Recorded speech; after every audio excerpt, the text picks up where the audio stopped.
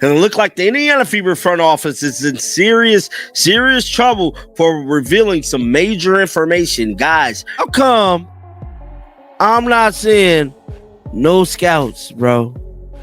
Or the scouting department? Do they even have a scouting department? You mean to tell me, as I look through this thing right here, y'all done made all them, well, y'all done made, hold on, you lied to me. Herb Simon believed that assembling talent alone would be enough to create a championship contender, expecting everything else to naturally align.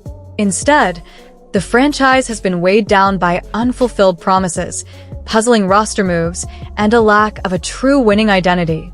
At the same time, Caitlin Clark, the league's brightest star and the centerpiece of the Fever, is left witnessing the organization's struggles grow more obvious. This is the team that has blown double-digit leads all season long.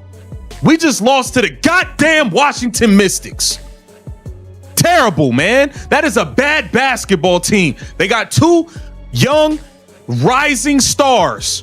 They're rookies. We got dominated by Sonia Citron and Kiki Area-Finn. They was just taking math class and sociology and chemistry 3 months ago. And they came out there and dominated us. Supporters spend top dollar just to see her shine on the court. But the roster surrounding her is far from being able to match the standard she sets. The much talked about Caitlin Clark effect is definitely real, but the Fever's front office, still under Simon's control, continues to reveal troubling patterns of poor oversight and questionable leadership. I mean, the bottom line, though, is Caitlin Clark is missing, and that is showing, and I think everybody is missing her, including myself. She has carved out this really big niche in the WNBA. A lot of fans have come to see her, and she unfortunately has just been plagued with injury after injury, and the Indiana Fever have had to try to tread water or keep afloat, and fans are trying not to lose hope until and if she returns, because Caitlin Clark is the reason that a lot of people, myself included, are just so drawn to the WNBA, so drawn to her play style. And I gotta say, I really feel for the rest of the team. Herb Simon has returned to his familiar approach, leaving the Fever's direction on autopilot with little more than a figure-it-out-yourselves mentality guiding the way. As long as tickets keep selling and the profits keep rolling in, his involvement rarely goes beyond the surface. On the flip side, the organization seems to be leaning on a flawed belief that money and a superstar automatically guarantee success. In reality, the franchise is banking on Caitlin Clark to carry the weight of the entire team, but the truth is clear. No player can win it all alone. Are in the process of building a $78 million practice facility. The Indiana Fever consistently draw over 16,000 fans to their home games. The Indiana Fever, amongst the top franchises in the league when it comes to merchandise sales. The Indiana Fever, now you know, marketing campaign. Kelly Krauskopf saying she wants to be the Apple of the WNBA. You would think, after all of these accolades, after all of the speculation, after all of the now you know, you'd think that we'd have a scouting department, right?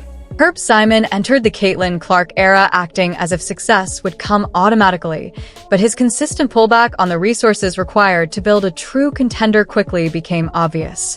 Worse yet, the organization has been squandering golden opportunities left and right. Instead of investing in a top-tier scouting network, bringing in proven coaching talent, and surrounding Clark with players capable of chasing a title, they've relied on shortcuts and guesswork, leaving the roster looking more like an experiment than a championship blueprint. You lied to me. I think they merchandise sales was up 300%. Y'all done made all them millions off CC Effect. And y'all ain't hired no damn scouts. Caitlin's in deep trouble. Oh, it's looking real spooky. You mean to tell me y'all done made all the millions, bro, sold all them damn jerseys, and y'all do not have a scouting department? What the fuck?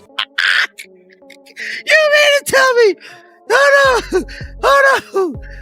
Hold on, are you serious right now? Herb Simon was quick to invest in shiny new practice facilities, yet overlooked the crucial human infrastructure required to actually scout and evaluate talent. In some cases, the decision-makers barely seemed aware of the players they were bringing in. It was as if executives lingered outside agent meetings, waiting for good decisions to echo through the walls instead of leading with a clear, professional strategy. This Lambert chick, man.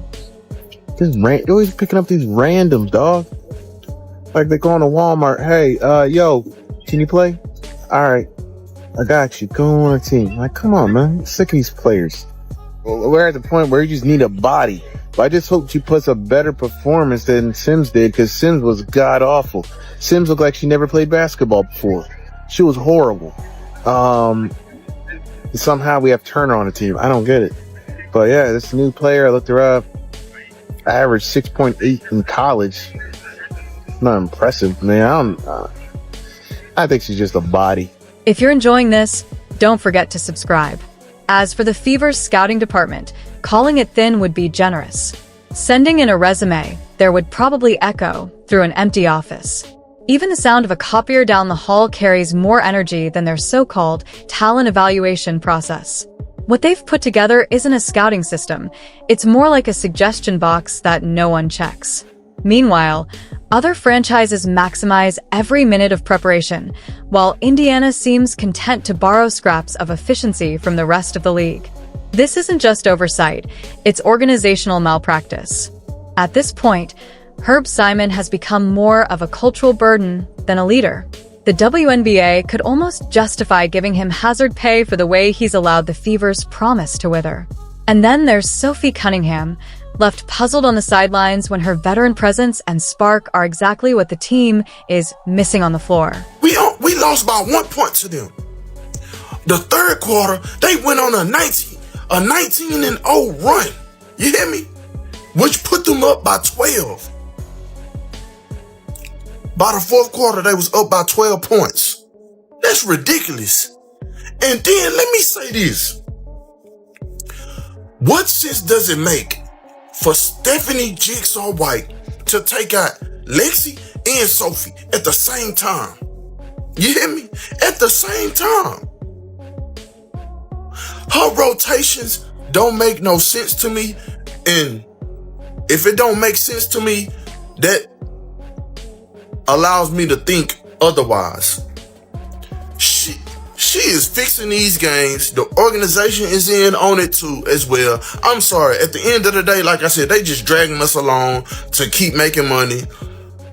Caitlin Clark, aka my precious CC, she ain't coming back this season. Sophie sees the floor in spurts, often caught between confusing lineup choices and the larger mess of a team still searching for direction. But the real disaster shows itself when Caitlin Clark goes down with an injury, and suddenly, the whole illusion disappears.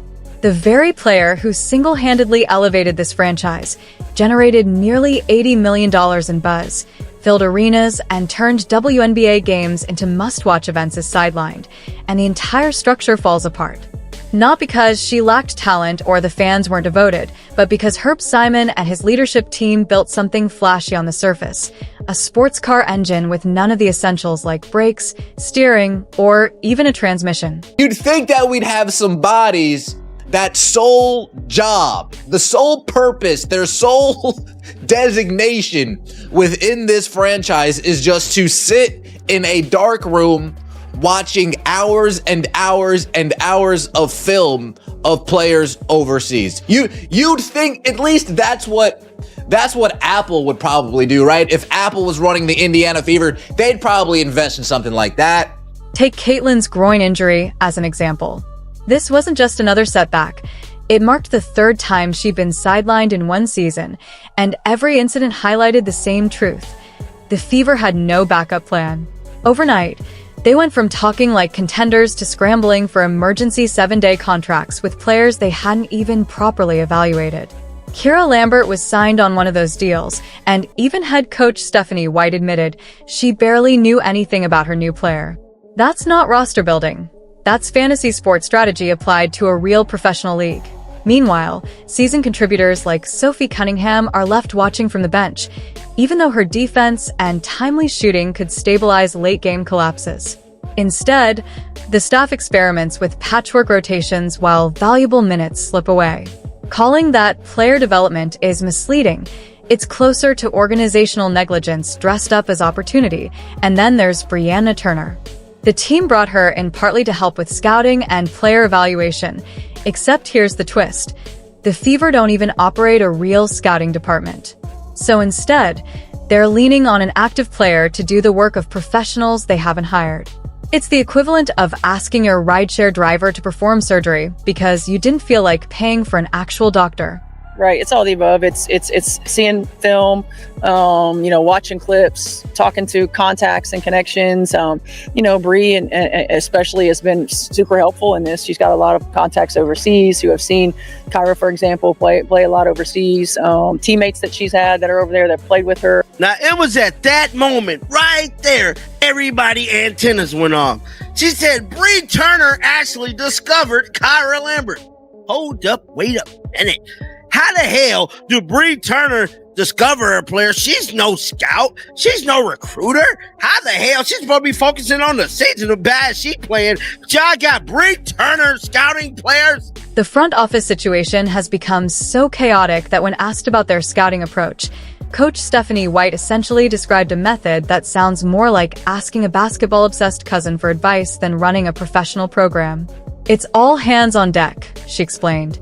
We watch film, study clips, talk to contacts, and leverage connections. Translation: they're improvising because the owner never invested in the infrastructure necessary to sustain a championship-caliber team. The most glaring consequence of this Simon-era mismanagement? Caitlin Clark is carrying the franchise so heavily that her absence literally cripples the team.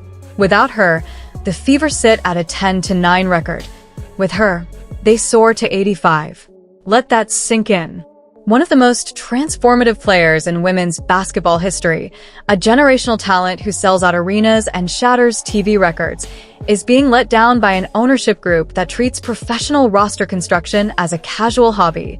Her injury troubles reveal the full extent of the organization's shortcomings. Clark had never missed a game during her college career or rookie season, boasting remarkable durability. Yet in her second year, she's facing multiple injuries to different areas of her body. That points to issues with the training staff, medical protocols, and load management, areas where proper organizational investment can be the difference between peak performance and repeated breakdowns. I think that this Indiana Fever team taking Caitlin Clark serious, taking the window that they have with Caitlin Clark as serious as they possibly can, you'd think that they would invest in some overseas scouting, right? Right. It seems as if the overseas scouting department, some YouTube highlights, some clips, and a couple phone calls with a person on the other end saying, "Trust me, bro, trust me." Hey, is she good? Trust me, bro, trust me, she's good. Oh, that's all I needed to see here. Is she good? Trust me, bro. Trust me. She's good. Is she any good? Absolutely, no question. When Clark went down with a quad injury early in the season, the Fever should have had contingencies in place. Instead, they scrambled. Then, when she returned only to re-injure her groin, it should have been a clear warning against rushing players back. Later, when a different groin issue forced her to miss the All-Star game in her own home arena, that should have been a serious red flag for the organization's medical protocols. But it gets worse. The team started signing replacement players they barely knew. Odyssey Sims came in on a 7-day contract. At least she had WNBA experience. Then Kyra Lambert, a player with no prior WNBA experience, was signed to cover for season-ending injuries to Sydney Carlson and Ari McDonald. The head coach openly admitted she didn't know much about Lambert. This isn't just poor preparation, it's organizational malpractice. You don't wait until your house is on fire to install smoke detectors. You don't wait for your star player to get hurt to build roster depth. And you certainly don't wait for multiple season-ending injuries to even attempt scouting replacements. So, Indiana Fever signs another strawberry shortcake Lambert. Her name is Kyra Lambert. She had previous experience playing at Greece. Last time she played college was 2001, so she's a little older. Where do we get these randoms from, man? Like, come on. 5'9", strawberry shortcake. So we get another shortcake. Sims and her are about the same height. Dude, they love some shorties, man. Like, you need to get some taller players, man. At least 5'10" and above. Sophie Cunningham is watching all of this from a front row seat. As a seasoned veteran who's experienced championship caliber environments, she knows what a winning organization looks like. Yet she's stuck in rotations that fail to capitalize on her strengths. Cunningham has shown she can hit clutch shots, defend multiple positions, and bring the intensity required in critical moments. But instead of building around her proven abilities, the coaching staff experiments with lineups filled with players they barely know. Under Stephanie White, the coaching situation has become its own headache. Fans openly question her rotation choices, in-game adjustments, and overall ability to get the most out of the roster. Pulling players who are hot, inserting players who haven't earned minutes, and running offensive sets that leave Caitlin Clark standing idle isn't coaching, it's improvisation. On the defensive end, the Fever often lose leads because of poor rotations and a lack of timely adjustments. Games they should win slip away, and when questioned, White frequently blames officiating rather than acknowledging the strategic errors that cost the team. Stephanie White, you are supposed to be a defensive coach. We gave away almost 90 points to a team that is like 11th in the league in scoring. It's only like 13 teams. It ain't even that many teams. And they are at the bottom of the league in offense, and we let them come out there and do whatever they wanted offensively. Sonia Citron dominated our wing players. This is embarrassing. Kelsey Mitchell is not a clutch player. When the game is on the line, bro, she just gagged a wide open layup to cut the lead to 1. When the money is on the line in clutch time, you cannot rely on Kelsey Mitchell. This is embarrassing, man. But here's the part that should worry every Fever fan. This isn't just about one season. Caitlin Clark is still on her rookie contract, meaning she's dramatically underpaid relative to the impact she delivers. This is supposed to be the prime window to build around her, the time to leverage a superstar at a bargain and construct a roster capable of contending for a championship. Instead, the Fever are wasting that opportunity through organizational mismanagement. The numbers tell the story. When Clark is on the court, the Fever can compete with anyone. When she sits, they struggle even against teams they should beat. That's not how you construct a sustainable championship team. It's dangerously reliant on a single player. And the solutions aren't hidden. Look at the New York Liberty. They have a dedicated scouting coordinator and consistently identify international talent that makes an immediate impact. Look at championship organizations that invest in infrastructure, medical staff, and player development. The blueprint is clear. Simon just refuses to follow it. Indiana Fever, get it done. The size we've been needing, a 6'7" tower, man. We need it because it's limited.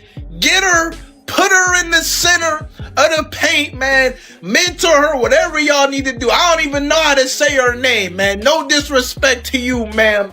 But we need you over here in Indiana, man. We need a 6'7" tower because there's not a lot of y'all in the league, man. Fever, damn, man. I don't know how we gonna get it done. I don't know. But get it done, Indiana Fever. This is what we need. The most frustrating part? The resources are absolutely there. Simon's net worth exceeds $5 billion, and his investment in practice facilities proves he's willing to spend. But the money goes to visible, surface-level projects, the buildings, the branding, while the crucial foundations that actually produce championships are neglected. Caitlin Clark deserves far better than this level of organizational negligence. She deserves a front office capable of spotting talent before rival teams do. She deserves a coaching staff that maximizes everyone's strengths, not just scrambles when she's out. She deserves medical and training personnel who can keep her healthy and extend her career. She deserves teammates brought in through careful evaluation, not panic signings and phone-a-friend scouting. The fans deserve better. 2. They pay top dollar for tickets, buy merchandise, and invest emotionally in a team that's being held back by shortcuts at the top. They're watching a generational talent's prime being wasted by an organization seemingly more interested in counting profits from the Caitlin Clark effect than actually building a championship around her. The Fever should really consider making a trade, and I'm telling you, get rid of Brianna Turner. I don't know why she's on the team for. She's not significant to the team, so it won't hurt team chemistry. And go after Cardoso. Cardoso hates Chicago Sky. You can see it in her face. I'm telling you, you could reunite her without trading Dantes, by the way. Get Cardoso and Dantes on the same team. They got that Brazilian connection. And you can think about that connection with Aaliyah Boston. Aaliyah Boston and Camilla were both teammates at South Carolina, that Dawn Staley connection. To me, they actually would play well with each other. Think about it. You got... The most frustrating part? The resources are absolutely there. Simon's net worth exceeds $5 billion, and his investment in practice facilities proves he's willing to spend. But the money goes to visible, surface-level projects, the buildings, the branding, while the crucial foundations that actually produce championships are neglected. Caitlin Clark deserves far better than this level of organizational negligence. She deserves a front office capable of spotting talent before rival teams do. She deserves a coaching staff that maximizes everyone's strengths, not just scrambles when she's out. She deserves medical and training personnel who can keep her healthy and extend her career. She deserves teammates brought in through careful evaluation, not panic signings and phone-a-friend scouting. The fans deserve better. 2. They pay top dollar for tickets, buy merchandise, and invest emotionally in a team that's being held back by shortcuts at the top. They're watching a generational talent's prime being wasted by an organization seemingly more interested in counting profits from the Caitlin Clark effect than actually building a championship around her.